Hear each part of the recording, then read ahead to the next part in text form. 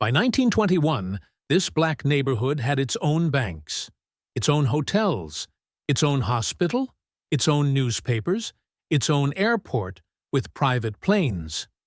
Then, in less than 24 hours, white Tulsa burned all of it to the ground. This is the story of Greenwood, the district they called Black Wall Street. In 1906, a black businessman named O.W. Gurley bought over 40 acres of land just north of downtown Tulsa and made a decision that shaped everything that came after. He would only sell it to other black people. We built from there. Within 15 years, Greenwood grew into one of the most prosperous black communities in the country. 190 black-owned businesses packed into about 35 square blocks. Grocery stores, movie theaters, law offices, a hospital, hotels nicer than anything downtown Tulsa had. Some Greenwood families owned airplanes at a time when very few Americans, of any race, did. Other builders followed Gurley's lead. J.B. Stratford, the son of a formerly enslaved man, arrived in Greenwood as a lawyer and investor and built the Stratford Hotel.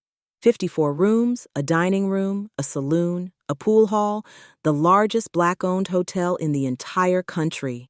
A.J. Smitherman started the Tulsa Star, a black-owned newspaper that reported on lynchings across the state and pushed black Tulsans to organize and defend themselves. We financed each other. Stratford personally loaned Smitherman the money to get the paper running. We did this in the middle of Jim Crow, Oklahoma, segregation laws that were designed to keep us poor and dependent. Every dollar that came into Greenwood circulated inside the community somewhere between 36 and 100 times before it ever left. That wasn't an accident. That was the point. On May 30th, 1921, a young black man named Dick Rowland entered an elevator operated by a young white woman named Sarah Page in a downtown building. What happened in that elevator has never been established with certainty. The most widely accepted account is that he stumbled and grabbed her arm to avoid a fall. Page reportedly did not press charges, and no credible evidence of an assault was ever produced. That didn't matter. A local newspaper, the Tulsa Tribune, ran a front-page story that afternoon with the headline, "Nab Negro for Attacking Girl in an Elevator." By that evening, a white mob had gathered outside the courthouse where Rowland was being held, demanding he be handed over. A group of black men, many of them World War I veterans, arrived at the courthouse to help protect Rowland from being lynched. Some of them responding to a meeting J.B. Stratford had called that evening at the Tulsa Star's offices, urging Greenwood to defend one of its own. Tulsa police, rather than calming the growing white crowd, deputized more than 500 white men in under 30 minutes, handing out badges and weapons to a mob that a 2025 Department of Justice investigation later found included men who had been drinking and openly calling for Rowland's murder just before they were sworn in. A shot was fired, no one has ever definitively established by whom, and the confrontation exploded. What followed was not a riot. It was an armed invasion of a neighborhood. Thousands of white residents, organized into what a later federal investigation would call martial forces, moved into Greenwood at daybreak, launched by a whistle.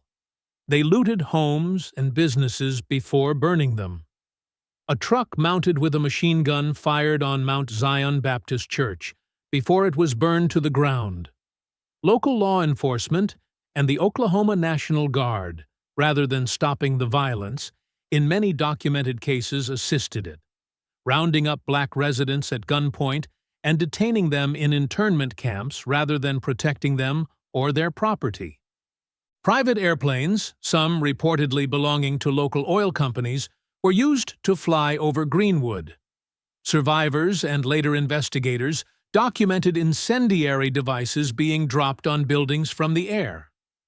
one of the only documented aerial assaults on American civilians on U.S. soil in the country's history. By the time it was over, some 35 square blocks of Greenwood were ash. As many as 10,000 black residents were left homeless. The official death toll recorded at the time was 36. Modern historians and the 2001 State Commission believe the real number was far higher. Estimates run as high as 300, though an exact count has never been established, in part because so many victims were buried in unmarked graves that are still being investigated today. Not one person was ever convicted for what happened in Greenwood. Instead, city officials indicted the victims, J.B. Stratford and A.J. Smitherman, the same men who had built the hotel and the newspaper, the same men who tried to organize Greenwood's defense that night, were charged with inciting the riot. Both men fled Tulsa and never returned.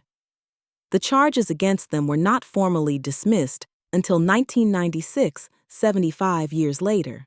Insurance companies denied nearly every claim filed by black families, citing riot exclusion clauses. The city of Tulsa passed a new fire ordinance afterward requiring expensive fireproof construction materials specifically designed to make it too costly for black families to rebuild. Black residents sued the city over it, and the ordinance was struck down as unconstitutional. With no insurance payouts, no government aid, and active obstruction from the same city that had failed to protect them, Greenwood residents rebuilt their community from nothing. Families spent that first winter in tents while they worked. Business owners like Mabel Little, whose beauty salon had burned to the ground, started over from scratch. It worked. By 1940, the black homeownership rate in the Tulsa area had actually overtaken the white homeownership rate.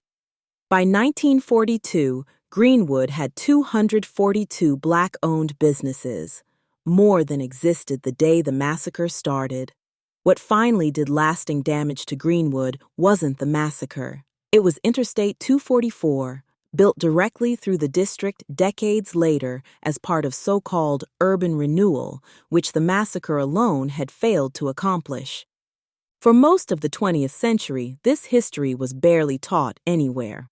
Not in Oklahoma schools, not nationally. It took until 2001 for the state of Oklahoma to formally investigate what had happened and issue an official commission report. In January of 2025, the U.S. Department of Justice went further, issuing its own 126-page federal report concluding that the massacre was not spontaneous mob violence at all, but what it called a coordinated military-style attack. The report also confirmed there was no one left alive to prosecute.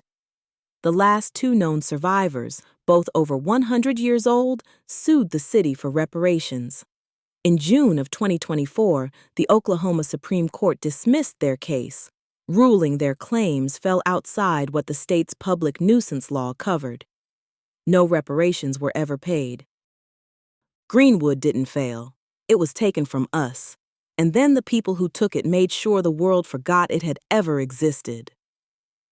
We are the reason it wasn't forgotten forever.